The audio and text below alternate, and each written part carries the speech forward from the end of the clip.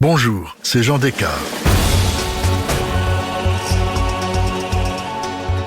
Dans cet épisode bonus, je vous raconte comment le wagon-chapelle du transsibérien du tsar Nicolas II a inspiré le célèbre joaillier Carl Fabergé.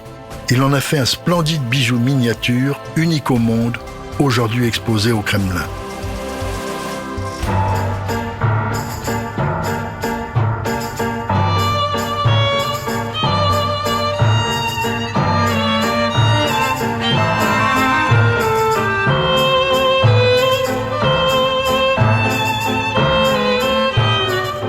En visitant les salles des joyaux et de bijoux de la famille impériale russe au Kremlin, ne manquez surtout pas la vitrine où est exposé un œuf en or sur un socle d'albâtre.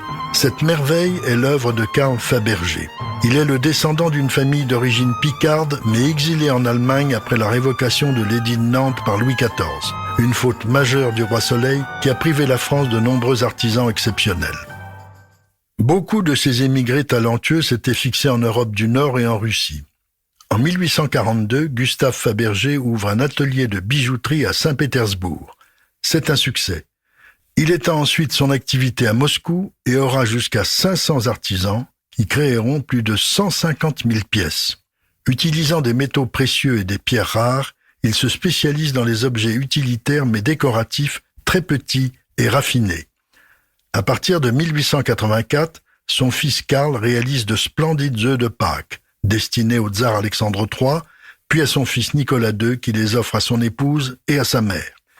Il y a des œufs de toutes sortes, l'œuf de la résurrection, l'œuf au muguet, l'œuf au carrosse du couronnement. En plaisantant, il dit « Je suis subventionné par le tsar pour faire des œufs ».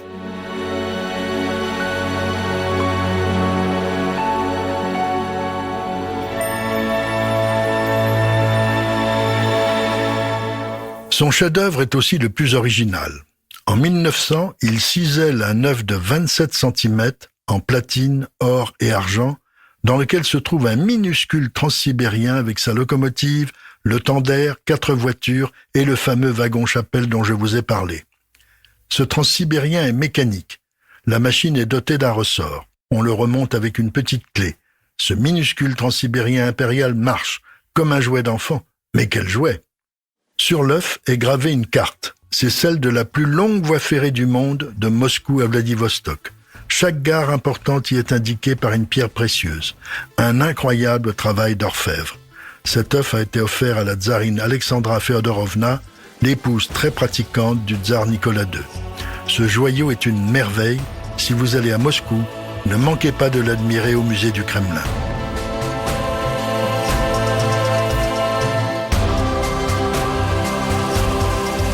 Et si cet épisode vous a plu, allez écouter le récit de Au cœur de l'histoire dédié à l'épopée du transsibérien.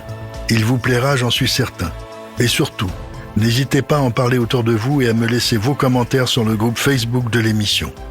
Je vous dis à bientôt pour un nouvel épisode de Au cœur de l'histoire. Au cœur de l'histoire est une production Europe 1 Studio. Ce podcast est écrit et présenté par Jean Descartes. Il a été réalisé par Guillaume Vassaux et Laurent Sirgui. Pour ne rater aucun épisode, abonnez-vous sur Apple Podcasts ou vos plateformes habituelles d'écoute.